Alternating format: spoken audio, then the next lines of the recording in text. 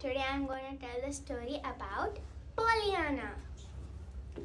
One morning, Miss Polly Harrington went into the kitchen. There, Nancy, the maid, was washing the dishes. Miss Polly told her, "I want you to go to the attic room and clean it up and place a bed there as well. And clean it thoroughly because my niece Pollyanna is coming to live with us and I will give her the attic room." Nancy washed the dishes and went to the attic room. She cleaned it up along with the bed.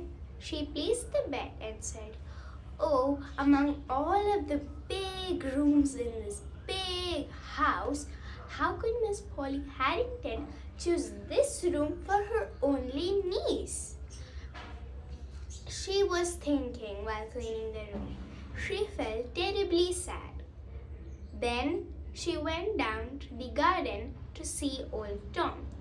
Tom had worked for the Harringtons for longer than he could remember. He was the gardener.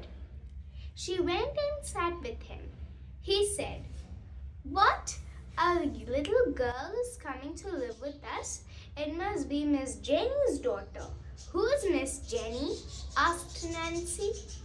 Miss Jenny was one of Miss Polly's sisters. She was the only one who got married, so it must be her daughter who's coming. She was an angel straight out of heaven, he said. "I don't like Miss Polly one bit," said Nancy. "Well, you haven't heard of Miss Polly's long-lost love, have you?" he asked. "No, I haven't," said Nancy. Just as she was about to ask who it was, Miss Polly called, "Nancy!" and Nancy dashed out. While Nancy was doing whatever Miss Polly asked her to do, Miss Polly went down and read the letter. She had read this letter over and over again in the past 2 days. Then she sighed. She had already replied saying that she would take the child in. The letter told her about Pollyanna coming to live with her. And so she kept the letter aside and went away.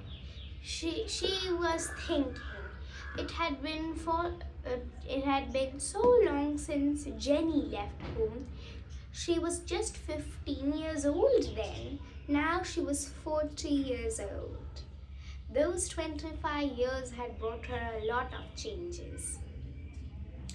Soon, a few days later, Miss Polly had got a telegram saying that Pollyanna will arrive that day. It had said that she would be wearing a red gingham dress and a straw hat. It wasn't much, but it should be enough to figure out who Pollyanna was. Pollyanna was a little girl, an 11-year-old girl. Miss Polly sent Nancy to go and collect Pollyanna at the station. Timothy will drive her. Timothy was old Tom's son. It was said that if Tom was Miss Polly's right-hand man, then Timothy was her left. Soon, Nancy and Tom were good friends. Nancy and Timothy were good friends. But even though they were good friends along the way, Nancy did not talk. She was too busy thinking why Miss Polly would send her to go and get her own niece. She said, "Oh, Timothy, it shouldn't be me who's going to pick up Pollyanna. It should be Miss Polly herself." Anyways, when Pollyanna got off the train, Nancy recognized her at once. But it took her some courage to go and say hello. She said, "Hello, are you Miss Pollyanna?" "Yes." As soon as she heard the name Pollyanna, she bounced on her. Along the way back, Pollyanna thought that Nancy was her Aunt Polly. But soon on the ride, she got to know that this was not Miss Polly, this was just Nancy. When she reached the house, she was so amazed. It was so beautiful. Miss Polly asked, "Do you have a trunk?" "Yes, I do. I have a beautiful new trunk the ladies' aid got for me," she said. "That's enough," said Miss Polly. Pollyanna babbled and babbled about her father and all the things back at home. Miss Polly said sternly, "Pollyanna, I don't want you talking about your father to me." So Pollyanna went quiet. She did not say anything about her father to Aunt Polly. Aunt Polly took Pollyanna to her room up in the attic room. Along the way, Pollyanna saw so many beautiful rooms. She thought that her room would be just like this. But when she reached, she was so sad upon seeing her room. But she knew a game. It was the glad game. But she didn't know if she could keep the glad game up with her new room. As soon as Miss Polly left, Pollyanna began to cry. "I wish my room was not like this." After finishing the work, Nancy went up to see Pollyanna. She was so sad. "I thought I would see you crying like this," she said. Soon after that, they unpacked and Pollyanna felt better. Nancy got called down to do some work, but Miss Polly said, but Pollyanna went and looked out at the big window. And she saw big tree roots reaching towards her like this, about to hug her. She saw some hills a bit closer by. She wanted to be on the top of those mighty hills. So she jumped on the tree and swinged down like a monkey. She saw old Tom working in the gardens. She said hello and went up to the mountain. It was dinner time and Pollyanna did not come down for dinner. And Miss Polly told Nancy to give Pollyanna some bread and milk to give her dinner, and she left. As soon as she finished her dinner, Nancy went up to Pollyanna's room. She saw that Pollyanna was not there. She was extremely scared. She ran down and said, "Tom, the Pollyanna is missing." He said, "No, she's not missing at all," he said, pointing to the hills. She said, "Oh, thank goodness. If Miss Polly asks, tell her that I have gone for a walk and I will be back to do the dishes," she said, and she ran off to get Pollyanna. Along the way, Pollyanna said, "Oh, I loved being in the hills." Soon, Nancy and Pollyanna were having bread and some milk for their dinner. And then Nancy said, "You should be sad that you're having bread and milk, not glad." "But I am glad," said Pollyanna. "It's a game I play, the glad game. My father told me about it.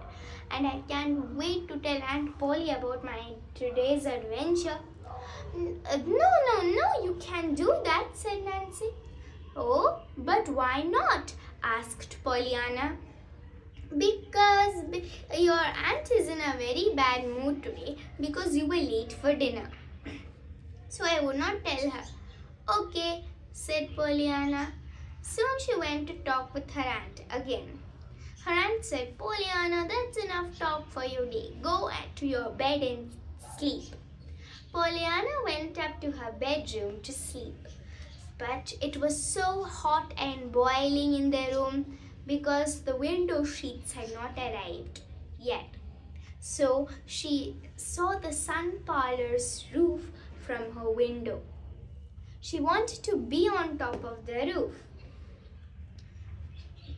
And so Pollyanna went up. She saw bags that held winter clothing. That could be her bed. So she jumped out of the window and slept in the sun parlor. Miss Polly was down in the sun parlor getting ready for her bed. But she heard the noise and got scared, and she called Timothy. Timothy, somebody's on the roof of the sun parlor. They can get in through the attic room window. Please come fast and bring your dad too. So Tom and Timothy came up, but then they saw that it was just Pollyanna. So Timothy and Tom went back, and Polly stayed and said, "The window sheets will arrive tomorrow. For now you will sleep with me," said Aunt Polly. Pollyanna was so excited. "I'm glad the sheets did not come, Aunt Polly." Are you glad about that?" said Aunt Polly. She said, "Then I won't be able to sleep with you," she said. Soon after going to her bed and in the morning, Pollyanna saw Nancy making calf's jelly. She asked her Aunt Polly for who it was. It was for Mrs. Snow. Mrs. Snow worked in Aunt Polly's church, but now she was really sick. Her daughter Millie looked after her. And so Miss Polly and the other members of the church took turns to help her out. So Pollyanna, like this, went to deliver calf's jelly to Mrs. Snow. There in Mrs. Snow's house, she used to do Mrs. Snow's hair. She used to open up the windows. It was so much fun. But Pollyanna did not know that this was unusual for Mrs. Snow. When Millie came after Pollyanna left, she was so surprised. Pollyanna was working on the glad game on Mrs. Snow too. Along the way back, she saw a man. She called him the man because she did not know his name. She said, "Hello, who are you? My name is Pollyanna Whiteear." He said, "Did you just speak to me?" She said, "Yes, sir." Well, he mumbled something to himself and went off. "What a strange little man," Pollyanna thought. The next day, when she saw him, it was a rainy day. She said hello, but he didn't say anything. On the third day, when she greeted him, she said, "What a sunny day it is today." He said, "Little girl, I don't bother myself about the weather." She said, "I noticed that you didn't, so I thought I would mention it to you," she said.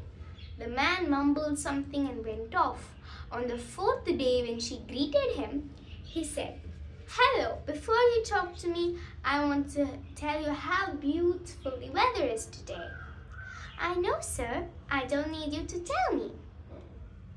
He greeted Pollyanna often these days. And one day when Nancy was sitting with Pollyanna, Pollyanna greeted the man. "Did you just speak to him?" "Yes," she said. "Do you know who that is?" "No," said Pollyanna. "That is Mr. John Pendleton. He speaks to no one except when he has to for work. He goes to his restaurants for his meals, and the lady there has to guess half the time what he wants, and something cheap. Upon having so much money, he never spends anything," she said. Then, one day while returning with the calf, Aunt Polly came along the road. She said, "I need to search for my white scarf in the attic room." Pollyanna thought that Aunt Polly was coming to visit her, and so she said, "Oh, Aunt Polly, I'm so glad you've come to visit me. I want to show you around my room," she said. Aunt Polly looked around all over Pollyanna's room. She saw everything. She was surprised with herself that she had followed Pollyanna into the room. When she saw Pollyanna's dresses, she was like, "I need to get you some new dresses." So they went to the shop and got new dresses. Aunt Polly was so exhausted from shopping of the day. The next time Pollyanna went with a calf's jelly over to Mrs. Snow, she saw a little boy. She liked talking to big people, but it had been a while since she talked to people her own age. And so she decided to talk to this boy. She said, "Hi there, my name is Pollyanna. What is your name?" she said. "My name is Jimmy," said the boy in a very low voice. "Where do you live?" she asked. "I live on the house on top of the hill." He said, "Nowhere." "Nowhere, but you have to live somewhere," said Pollyanna. He said, "Oh, I used to live in the orphanage here, but then there were so many children, there wasn't enough room for me. So I'm searching for a new home." Before, Pollyanna had brought a cat, a dog over to Aunt Polly's. This time, she thought that she would take Jimmy in too. When she went in, Aunt Polly was so angry. Jimmy went away. Pollyanna was sad and went to tell him that everything was okay. And they didn't notice that Aunt Polly was looking out the window, looking very sad indeed. And along the way back home, she saw a little house. It must be Mr. John Pendleton's house, as it was in the middle of the woods. And she saw his little dog. He was barking and running in and out of the forest. She wondered where he was going. Then she soon realized that the dog wanted her to follow him. And so, when she followed, she found out that Mr. John Pendleton was lying down on the ground. She said, "Oh no, I must help him." Mr. John Pendleton gave her a key and said her to go to the side door of his house and ring Dr. Chilton. "The number list is next to the telephone," he said. Pollyanna rushed. After calling Dr. Chilton, Dr. Chilton arrived inside in the woods. He said, "You are a good little nurse," he said. Pollyanna liked Dr. Chilton. The next time she saw Nancy making calf's jelly for Mrs. Snow, she said to Aunt Polly, "Aunt Polly, may I bring the calf's jelly to someone else today?" She said, "Oh, who is it?" she asked. "Well, the person has a broken leg, so I thought it would make him feel better," she said. "Well, who is this person you thought of? Of course you can bring the calf's jelly to him," said Aunt Polly. "Well, his name is Mr. John Pendleton," she said. Upon hearing that name, Aunt Polly froze. She said, "No, then, you cannot bring the calf's jelly to Mr. John Pendleton." "Oh, why can't I, Aunt Polly?" she said. Then she told her that, "Does he know your name?" She said, "No, not at all. I told him my name once, but he did not even call me by my name, not even once," she said. "Well, okay then, but don't tell him that the calf's jelly was from me," she said. After going there, she saw Dr. Chilton. She went to Dr. Chilton. Dr. Chilton let her inside, and then she gave the half-foot jelly to him. Mr. John Pendleton almost guessed that it was from Aunt Polly, but Pollyanna said, "This is not from Aunt Polly." "Who is this Aunt Polly?" he said. Pollyanna was really scared now, so she ran out of the house back onto her house on top of the hill. Aunt Polly asked, "Did he know it was me?" "Of course not. I told him it was not from you," said Pollyanna. "You what?" "You told me to tell him that it was not from you, right?" said Pollyanna. "I told you not to let him know it was from me, and you just spilled the beans out," she said. "Oh no," thought Pollyanna. "What have I just done?" And so Pollyanna was feeling very sad because she had let her aunt know about this. Soon, another day, she saw her aunt sit up with her hair all curled up, as she had not combed her hair.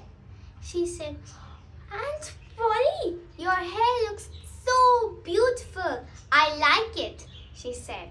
She picked up a red rose, a lace shawl, and she began decorating her aunt as if she was a cake to be decorated for a birthday party. Her aunt looked so pretty. She told her not to peek in the mirror and went to get a cloth to cover her eyes. Aunt Polly took a sneak peek in the mirror. Boy, it had been a while since she had thought about her looks. Soon there came a beep from the road. It was Dr. Chilton in his car. And as soon as Aunt Polly saw him, she removed and tied up her hair, took out the red rose and the lace shawl, and ran away. Pollyanna was so sad. She went down to Dr. Chilton and he said, "Oh, your aunt looked lovely there."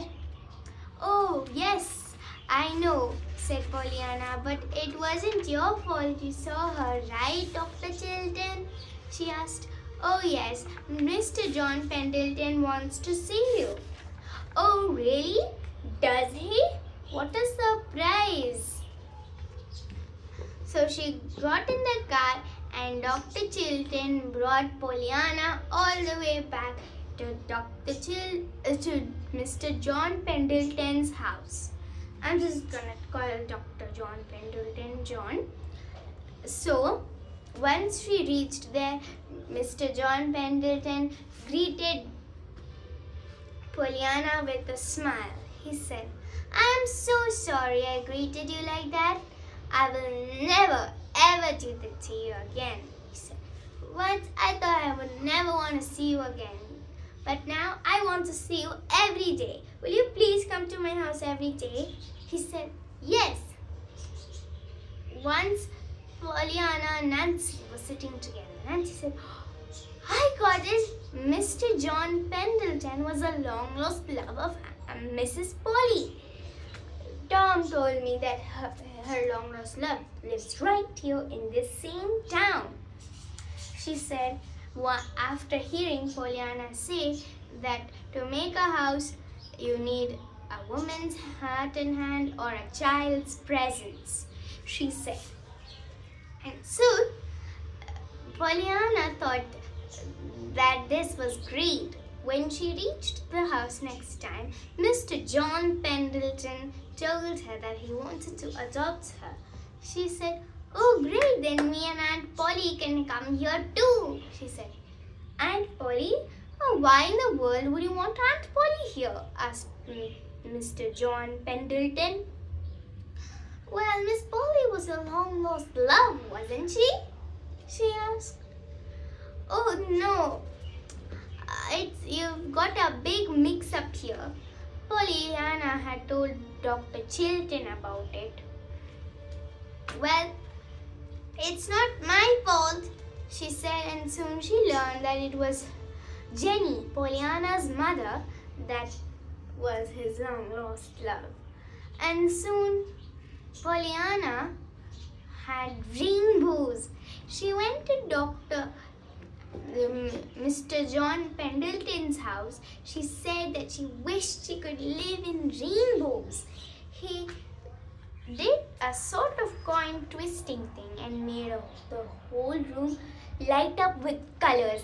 "If you want to live in a rainbow, let's make it come true," he said. Pollyanna was so happy. And then soon she felt sick. "I can't wait to see Dr. Chilton," said Pollyanna. "Oh, Dr. Chilton is not coming," said Miss Polly. "It's Dr. Warren. Dr. Warren is the one who is coming," she said. "Dr. Chilton is not our family doctor." Pollyanna felt so sad.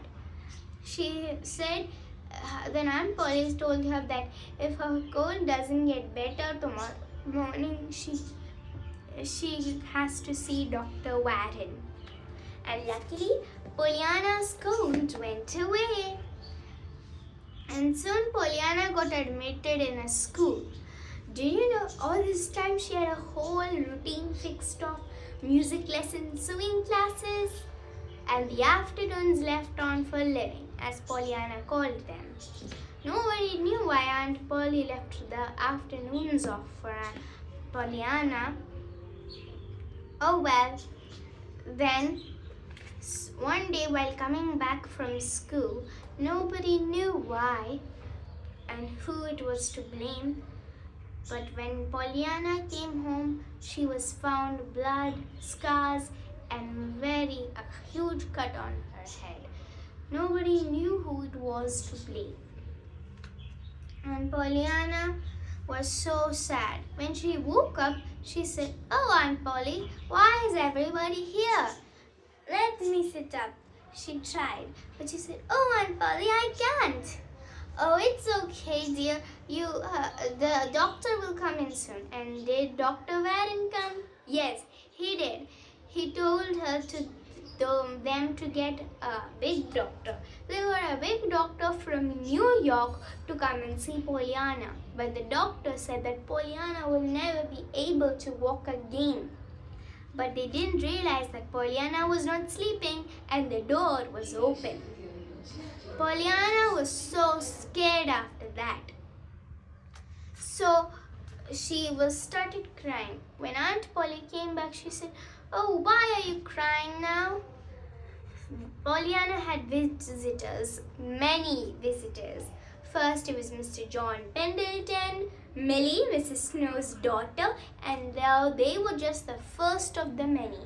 They all gave messages to Aunt Polly to pass it on to Pollyanna, as Pollyanna wasn't allowed to have visitors just yet. There was even an old lady. She was known to be the saddest lady in town, and she wore not a color but only black. But today she wore a faded blue scarf that she had stashed away among all her other bright clothes. Miss Polly was so thoughtful. She thought, "What is this game they speak of?"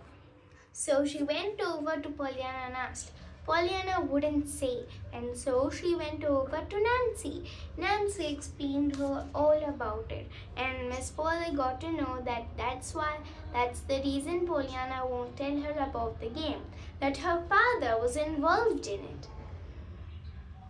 One day, Pollyanna got the news that Jimmy was being adopted by Mr. John Pendleton. "Oh, hooray!" said Pollyanna. She told many of the things to her aunt which she had not told yet, and her aunt was surprised by them.